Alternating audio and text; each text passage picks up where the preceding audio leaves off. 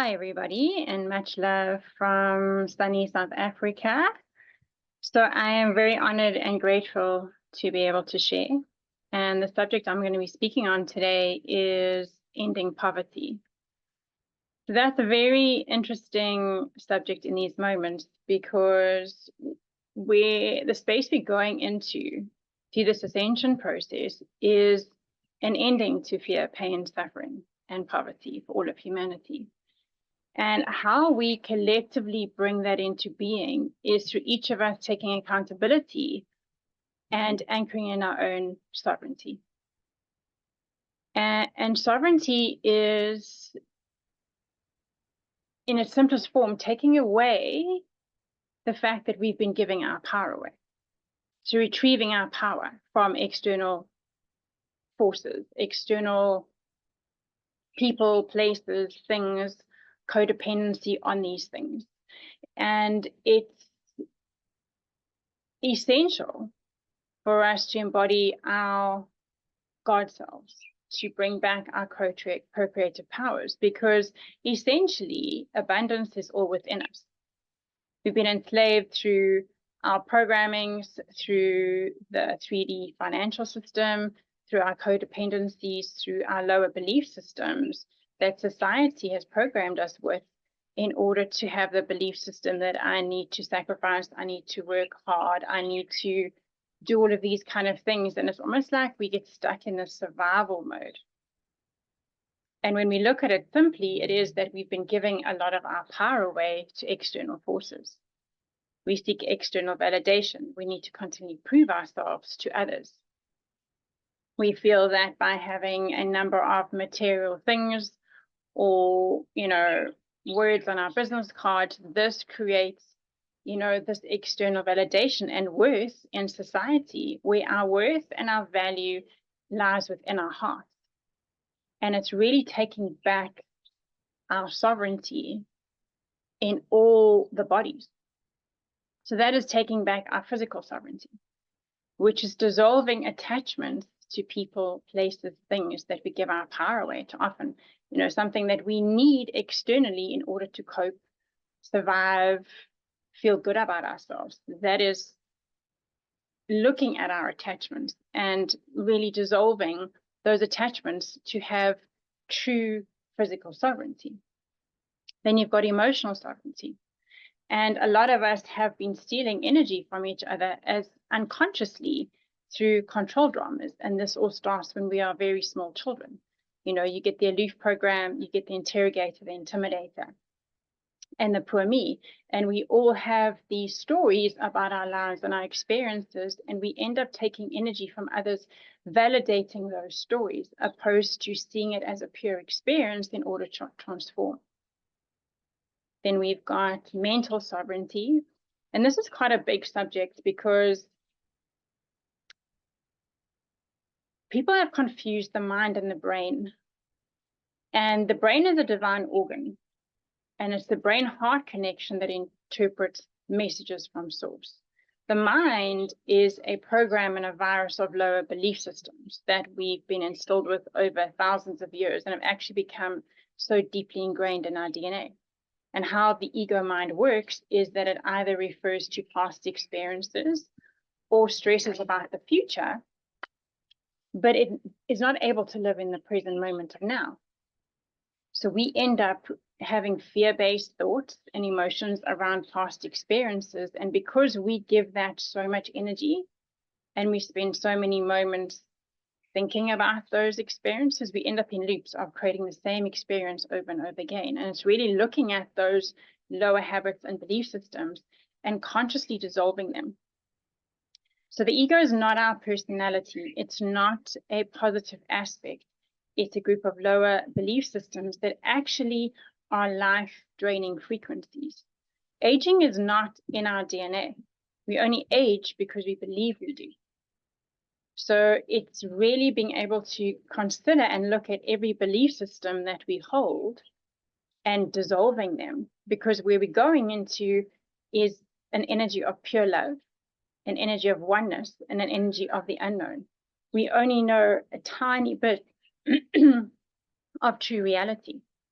So that is what mental sovereignty is about. Then you've got energetic sovereignty. Now, some people really get the fact that we are all God with God. But when people struggle to accept that, it's often from an energy of unworthiness.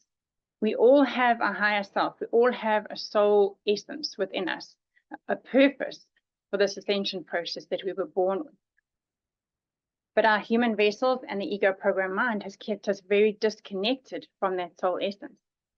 And through the practices of self-love, dissolving the ego frequencies, and intentionally embody the higher traits, which is our godlike traits, which are all love-based frequencies, life-giving frequencies, then we anchor in that higher self, that higher discernment, that higher intuition, that connection to source, which is where we are connected to divine will. We don't have to try to be anything, we just be, and that essence leads us step by step into what our true purpose and fulfillment really is. Then we've got our spiritual sovereignty, which is nurturing that connection to source.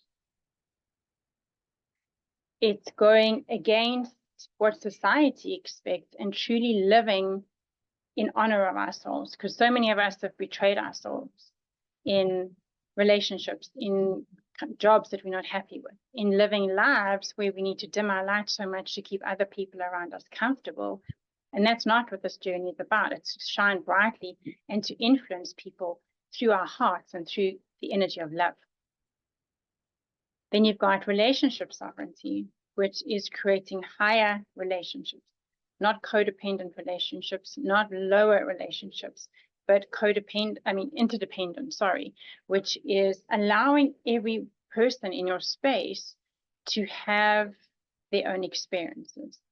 We have this illusion that control is a thing that is real, but it isn't. The only thing we actually truly have control over is how we feel. And often you hear people say, this person made me feel it this certain way, or you make me feel this, or you made me feel that. No one can actually make you feel anything unless you allow them to. So it's allowing everybody their own experiences and continually bring your sovereignty and your power back to you. And how that kind of brings it back to ending poverty is abundance is within each of us. Everything we need to create abundance in our lives, to share the wisdom we need in all experiences are within us. But we need to shift that focus from our habitual patterns of searching externally for validation, for a government, a group, somebody that we respect to give us information, to tell us what to do and where to go and how to be. We need to learn to trust our own hearts in all moments and truly anchor in that sovereignty where we are sovereign beings. And that's how, when each of us do that, we activate worldwide abundance. Because we are the cure first. We are Nasara Jasara. You probably heard a lot of these words being thrown around. And that is what we are. When we anchor in our heart, we anchor in that connection to source. That's where we get our co-creative powers. That's where we activate abundance. We activate our gifts. We activate our blueprint of purpose of the roles we need to play in the now moment, in the biggest event in all of creation. And when we can do that, and this takes work, and this really is built on a foundation of self-love disciplines. And that's what Limitless is all about, is equipping and empowering people to own their own ascension process, to own their own sovereignty, to anchor in their higher selves, to bring in their purpose and their divine blueprint for this journey. It's not a codependent relationship. It's not that you need us for anything. The tools and disciplines are all there. We are happy to share them and unpack and create more awareness around this. But this is truly empowering people to claim their own sovereignty. And interestingly enough, I'm not sure how many people, I'll end on this, are aware or into astrology. It's so within, so without. The planets are all part of us. You cut our lung open and it looks like a tree branch. Our eyes look like the universe. The veins in our bodies represent the rivers that run through Mother Earth. We are all one and the same thing. We are all connected. And it's just a beautiful space to come into when we can recognize that we are all one.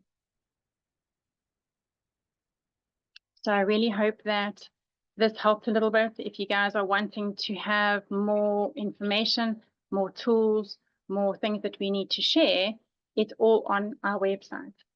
And just to end on that note, with astrology, with everything connected, we all are everything.